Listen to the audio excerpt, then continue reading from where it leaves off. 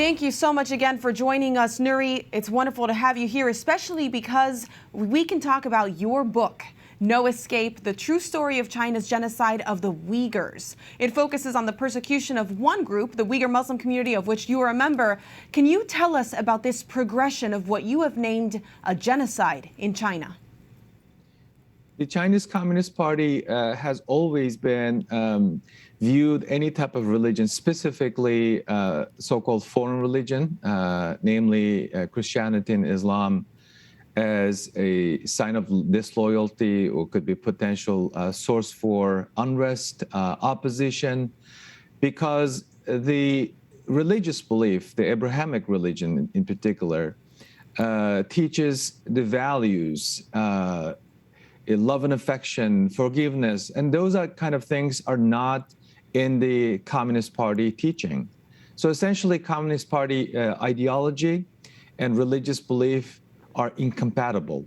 The Chinese government has figured that out a long time ago, and that's why they have been using the terms such as they have figured out how to deal with the religious believers with the slogan, constant battle against the Western influence. To the Chinese state, Communist Party, Western influence is essentially a religious belief, because they do know that religious belief, specifically Christianity and others, can be very attractive because it comes with freedom of speech, freedom of press, freedom of assembly, and eventually that will create another group that could pose ideological threat to the state. But they don't say it specifically, but China has been on war with religion for a long time, except for a handful of traditional religion that have been forcibly loyal to the state. But when it comes to Christianity and Islam in particular,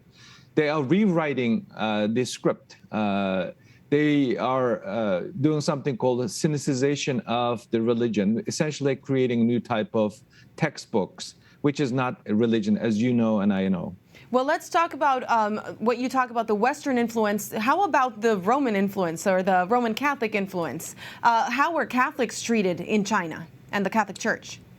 The treatment of the Catholics in China is disturbingly going to the direction that deserves calls for global condemnation. China's Communist Party, despite the fact having a good relationship with the Vatican, making all those promises, allowing bishops to be appointed, not fulfilling its bilateral agreement with the Vatican. At the same time, Vatican has not been vocal. Vatican should know that this is the regime could lock up 93-year-old Cardinal. Cardinal Zen, yes. Yes, and they also locked up Jimmy Lai in Hong Kong. Yes. Their group of Christians, Catholics in China has been persecuted. This deserves condemnation, and this the ongoing quote-unquote dialogue with the Chinese, trying to find a common ground to work this out, is not working. The Catholic Church all around the world needs to revisit their approach to communist China. It's an important approach that you've also denounced companies for in their sponsorship of events in China. Is there something that you recommend individual citizens can do? The companies, global business around the world have managed to make all of us, global consumers, complicit in the ongoing genocide against Uyghurs and ongoing religious persecution against vulnerable religious and ethnic groups in China. We got to tell them, we need to find a way to tell them, no, not in my name. The way to do it is consumer activism. It's very basic. We have legal tools, legislative mandate have been put in place. Since June 21, United States government has implemented Uyghur Forced Labor Prevention Act, yes, which perhaps arguably the most effective legal tool that Congress put in place since China joined the WTO. This has to be a global effort. This has to be intergovernmental effort, either conducted bilaterally or multilaterally. We are not supposed to allow communist China polluting global supply chain with slave-made products. More than 80 brands, global brands, that includes companies that make solar panels. The environmentalists should know that those solar panels are made by dirty gold and enslaved human beings. So global consumer activism, we can start from our homeland. The Americans should be mindful that the products that they're buying from department stores, Costco, anywhere, Target, Walmart, even computer components, even the PPEs that we've been using to save lives, have been made by enslaved Uyghurs.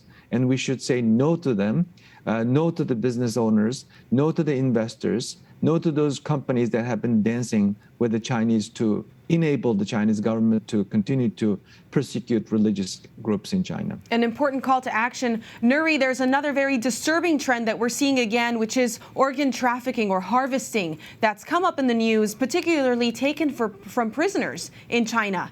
What can you tell us about this situation? The organ harvesting has been a practice, has been used as a tool by the Chinese government to repress, persecute religious minorities. That started with the Falun Gong practitioners. Now it's becoming a political economy. A few years ago, they even used one of their hospitals, world-class hospitals, with equipment, a comfortable room, well-educated doctors, promoting this halal organ marketing idea. And they interview people in the hospitals speaking Arabic, apparently, that they're very pleased that the wait time is extremely short. For any organ transplant in the United States takes months, years, but in China it's as short as 48 hours in some instances. This should give us a pause when you hear about China promoting this idea that they have medical tourism. Yes. And also recently a peer-reviewed article been published by an Australian expert and Israeli expert that the doctors in China has been helping the Chinese state to commercialize human organs. I think it's despicable, it's unconscionable, deserves worldwide condemnation. Not only that, the United States government should look into the possibility of going after those doctors.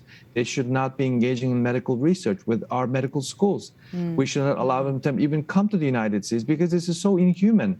And they are targeting vulnerable people who cannot protect themselves in communist China. An international humanitarian crisis. Nury, we're so grateful for your expertise. Thank you so much for joining us. Thank you very much for having me on.